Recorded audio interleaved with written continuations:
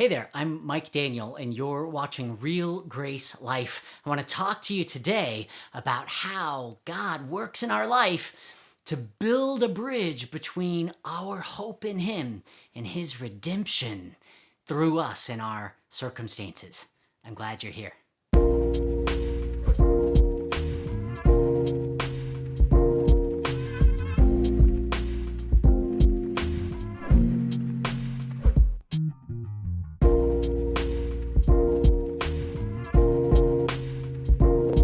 Have you ever failed to redeem something?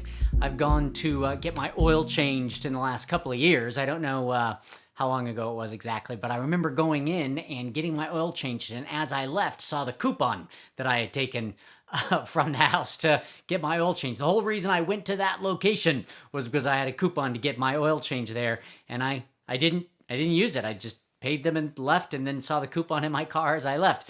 Two things occurred to me. One, felt like an idiot because I left the coupon in the car and didn't use it. And two, the guys who changed my oil saw that coupon, had to have, when they moved my car, and they didn't offer to redeem it.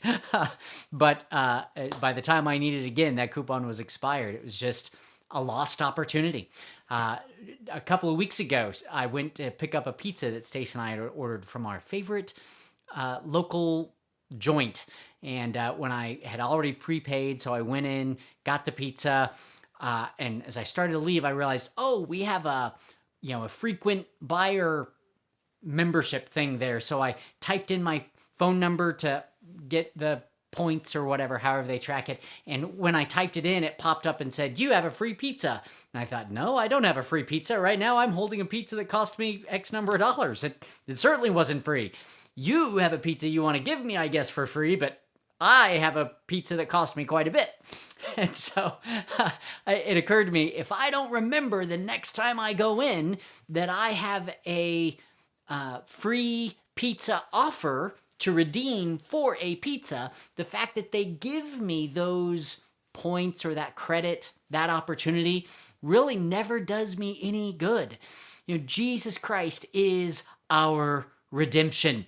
He redeems, reconciling all things to Himself. He redeems everything in our lives for His purposes. That doesn't mean He makes everything good. That means that in the midst of our living our life through the circumstances that we're in, the darkness that we have to walk through in a fallen world, the struggles of calamity, relationally and physically and financially and every other circumstance in this temporal life, all of these things, He's not going to ever say that they're good. He doesn't call sickness good or pain good or heartache good, but He will still redeem them for good things.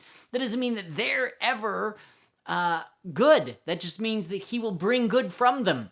As we trust Him, we can experience His goodness in the midst of them. That doesn't make them good. Lazarus dying wasn't good, but certainly good came out of it.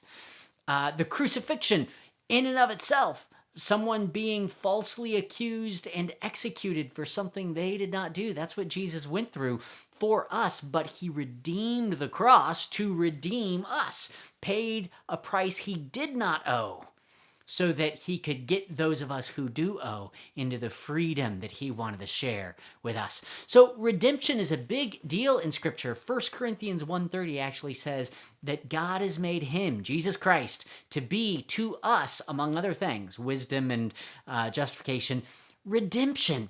Romans 5:1, he says, therefore, since we have already been justified, you're already okay with the Father. Nothing that you do will make you more okay, and nothing that you've done keeps Him from having made you okay. You're okay, and you will remain okay. So since, therefore, you have already been justified by faith, you choosing to receive what He alone could accomplish on your behalf. Since that's true, and you're already okay with the Father, since that's true, Paul says, we now have peace. Since you've already been justified with the Father by faith, we now have peace with God through our Lord Jesus Christ. Through Him, verse 2 says, we have also obtained access Isn't that interesting? Access is such an interesting word. We have obtained through Christ access by faith into this grace in which we now stand. And he goes on and talks about how we rejoice in the hope of the glory of God, and goes on even further to explain how even rejoicing in the midst of suffering. And he explains how suffering is redeemed in our life because it's through suffering that we learn perseverance, and perseverance, character, and character, hope. And that hope does not disappoint us because God has already, in that justification, poured out his love into our hearts through his Spirit, whom he has already given us. Listen, God has given us access, meaning we can partake of something. Not that we necessarily always do, like my coupon at the oil change place, or my points that I could redeem for a pizza. I have access to a free pizza. I have access to a discount at the oil change place. But my having access to it, it having already been given to me, whatever the cost of it, I didn't pay it, or it's already been paid. I did pay for it. You pay extra on those things. And it builds up to a surplus that you can then, in essence, use with a coupon or a point system or whatever. Well, Jesus has paid what it costs for us to have access. So we're standing in grace. That's something he's paid for us to be able to access a hope that never disappoints. Please don't miss this. He goes on to say that we rejoice both in the hope of the glory of God because we have access, because of the grace in which we now stand, we have access to redeeming all things through the Father. But he goes on and says we even rejoice in our suffering because we trust that the grace that we're standing in gives us access to what he will redeem from even our suffering to produce perseverance and hope that never disappoints. So I want to talk about this bridge between hope and redemption. This idea that I have hope in God, that he is using everything for my good, bringing me into conformity with Christ as my life. This solical hack, if you will. He's hacking my soul. He's made me new in the Spirit. My spiritual reality, my actual literal new self is holy and righteous in Christ, so I have access with the Father to live a righteous and holy life. It doesn't make me holy and righteous. He's already done that by grace. And in the grace that I now stand, I have hope in participating in the glory of God. Now, that's not all that means, but it does certainly mean at least that. And in the midst of my suffering, I, out of my hope in God, can redeem the circumstance or allow God to redeem for me, right? He's paid the price. I'm standing in the grace. And by faith, I can have hope in what he can produce through the suffering. It's a choice that we make, but it's something only Christ can accomplish. Our faith is a choice that we make to trust him with what by grace he alone can accomplish. Let me say it again. Our faith is a choice that we make to trust in something that by grace he alone, God through the work of Jesus Christ, he alone can accomplish in our life. So I don't know about you, but let's just practice that. What might it look like to practice redemptive hope in our circumstances? You may be sitting at home. You may not be able to go to work. Well, there's nothing that I can do while I'm sitting at home that is going to change the fact that I can't go and meet with pastors or go and speak at events. I can't change that. But I can redeem my time at home. I can do more videos with you guys. I can spend time with my family I might not spend otherwise. I can reach out by phone to people that I care about. I can write more letters and work on more messages and edit my book. Again, because as it turns out, the last time through wasn't nearly enough. I can work on all kinds of things that I wouldn't be able to work on if I weren't available because of the cancellation of so many things in my schedule. Now, that doesn't mean it makes up for what is lost. The events that I was doing and the ministries that I would meet with and the people that I would sit one-on-one with, all of those things would have their own benefits. Some of them would pay a fee. Some of them are donors that I need to be pouring into. Some of them, there's great ministry that they could be doing after we meet that has changed because we meet.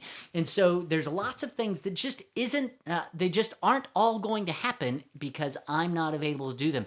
That doesn't mean that I do nothing. I can enjoy my time. I can use my time. Out of my hope in God, I can redeem the time that I have. Now, it's by grace. It's His payment that makes it possible, but it's my choice. I can choose out of my trust of Him to allow His payment to redeem my time. My trust in Him allows me to take advantage of the opportunities I have instead of fretting about the ones I don't. I just have some practical examples of that. I'm writing some letters and working on my book. I am pulling out an old guitar and working on I'm not a very good guitarist, but I'm working on some worship songs and enjoying my time with God and doing that. I'm expanding my time alone with God and enjoying some solitude with Him, and actually kind of practicing that again as I do periodically. I am reaching out to people I don't always get to talk to and building up, pouring into the core, the foundation of those relationships, because I can't always do that, but I always want to have that relationship. So I invest in them when I can so that I'm not lacking in those relationships in those seasons when I can't pour into them as much. So there are things that we can do to redeem the time. I wrote down some examples. I said redemption might mean choosing. I love that. See the faith that's required in that? Choosing because of His hope. It's choosing. For me, it was pulling out that old guitar and figuring out a worship song, or actually pulling out a pen and paper and finding a stamp, or ordering one online if you have to, and mailing people a letter encouraging them in whatever God is up to in their life and circumstances during this season. Whatever redemption might look like in your circumstances, going for a walk or starting that exercise program that you've put off because think of all the things we say we just don't have time, right? Learning the guitar, or reaching out to people that we love, or writing a letter, or doing an exercise program, or learning to cook something, or doing a course online, or plugging into a ministry that you want to connect with. Would love for you to do that with ours through all of the venues in which we're able to do ministry online, if nothing else. Whatever it is that you always wish you had time to do, though you don't like the reason, I'm sure, that you have the time, you can redeem the time for the cause of what Christ has afforded you by grace. My hope is a choice of faith that what God is redeeming is good, even if what it costs of other things that I have to deal with or go through aren't good. The world is certainly in darkness, but you are not of the darkness. You get to walk in the light. The light can be seen by everybody, but it is not on or coming from or enlightening everybody. The world is in darkness, but you don't have to walk in darkness. You get to walk in the light of the glory of His grace. Let me encourage you, and we'll close with this. This week, maybe you can take just a few minutes and think, where have I said I wish I had time for fill in the blank? What are some things that you wish you had learned, had opportunity to learn, to study, people you had wished you had reached out to, skills you wish you had developed, maybe changes that you really need to be able to focus on in order to implement in your life. We're going to talk a little bit more in another message about how God brings about habitual changes in our habits. And I won't get into that right now. It's really tempting. But that's going to be another message, because this is a great season. It takes extra investment in order to change the patterns of our behavior. And you have an opportunity to engage in that process. You have a little bit more to invest of your time because of something that's being cost of you in your work or in your schedule or in other things that you can't do. So let me just, again, encourage you to think of a few things that you've not done because you didn't have time, or maybe think of a few things that you've never thought of before. Courses that you'd like to take, things you'd like to learn, something that you'd like to practice, habits you'd like to develop. Make a little list. And I'll give you a couple of suggestions. think of 3 people that you would like to encourage and a verse that you would like to share. Pull out a small piece of paper, write the verse and your encouragement to them, put it in an envelope and send it to them. That's so much better than an email or a text, because they don't have to print it out. They just have it with them. They can leave it on their desk or put it on their mirror. They have a verse that you thought of with regard to them and a word of encouragement regarding the truth in it that you want to stick with them. They will see it many times instead of just reading it once, because you've taken the time to put ink to paper and send it to them. And you can use the same verse and the same general idea and send it to 3, 4, 5 people, however much time you want to spend. You could even do that every single week that we're, as a nation, for the most part, under self-sheltering or lockdown or quarantine or whatever it is. The other thing that I would really recommend is what's going on in your physical life. Have you wanted to make a change in your diet? You need to learn more about that. If you wanted to start an exercise program and you either want to learn more about it or just start doing it, start smaller in all of those things. Take off less than you can chew instead of more than you can chew, right? Start smaller than you have to. Going for a run or changing your diet, and then change a little bit more and a little bit more and a little bit more. That's a way of soul hacking my thinking and behavior, instead of taking on this huge project that after, a little bit of exposure is overwhelming and I don't go any further or I can't do it anymore. I've just taken on too much in my excitement. Instead, go for a walk, not as far as you're able. Go for a little jog, not as far as you're able. Make one change in the direction that you want in your diet. Go out of your way to start one conversation with somebody that you wish you were more connected with. And don't even do as much as you're able to do. Do less and increase that by just a little bit with each exposure, either once a week or every third day or whatever. Run a little bit further. And eventually, by increasing incrementally 5% or 10% each time you do that, every time you have that conversation, every time you make an adjustment in your diet further away from carbs or with more veggies or whatever it is that you have on your heart to do, you will be increasing within your capacity and eventually exceed what you're currently able to do by running a block when you could run 3. You will increase incrementally until you're suddenly running 5 or 6 blocks when you started you could only run 3. You'll move past your limitations because you have time right now. You can redeem the time out of your hope and trust of God in what you can't do. You can redeem the time for what you can do and expand your capacity in some ways. Exercise or food or relationships or looking at your finances, putting together a budget, whatever it is that is on your heart to do, start with less than you're able to do and increase incrementally until you surpass what you were previously able to do, because now you can redeem the time. Because in the midst of our suffering, he will reconcile all things, redeem all things for our good, because he's conforming us to the likeness of his Son. And that means out of our dependence upon God, we get to be available for what he wants to do in and through us in our life. That's how Christ lived, dependently and availably for what God would do in and through him out of his trust of his Father who loved him. And you are no different in that than Christ. What was true of him by merit is true of you by grace. So you get to trust God enough with what he's doing in this season of your life to be available for what he wants to do with you in the meantime.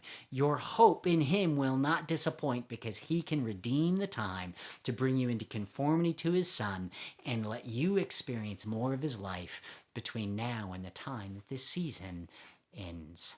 I hope that's an encouragement to you. You guys, be excited about what God is going to do, even when you don't know some of the things that he's doing in your circumstances. You can be excited about what he is going to do, even when you don't always know fully what that will be, because he's a good Father and he knows how to give good gifts to his kids. You walk with him in that ridiculous grace this week. Carpe Charis, take hold of, embrace his grace to his glory as you're available to him out of your trust of him, so that he can do more than you could ever hope or imagine.